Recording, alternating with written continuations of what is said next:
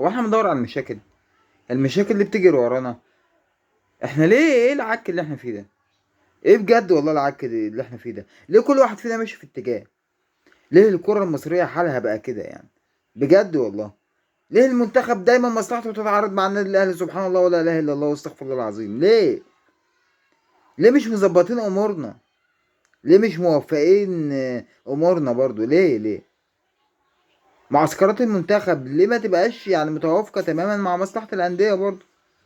خصوصا مع نادي زي النادي الأهلي بيمثل مصر في كل البطولات، بيشارك في كذا بطولة.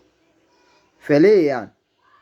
عندنا مشكلة وعلى وشك الانتهاء يعني مع المنتخب بسبب ماتش اثيوبيا وتونس. اثيوبيا اللي هو تحصيل حاصل، وتونس اللي هو الودي. يعني على خلاص وشك الانتهاء.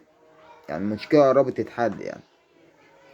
فجينا دلوقتي نتفاجئ ان هيبقى في مشكلة جديدة في شهر 10 في شهر اكتوبر، بسبب ماتش الاهلي مع سيمبا التنزاني في الدوري الافريقي، وبسبب معسكر اكتوبر توقف الدوري.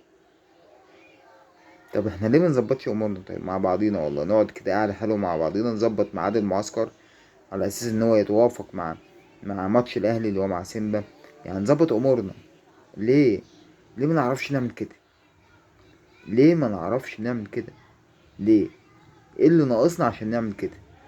بجد والله سؤال يعني محتاج اجابه من اي حد، اي حد بيفهم. بس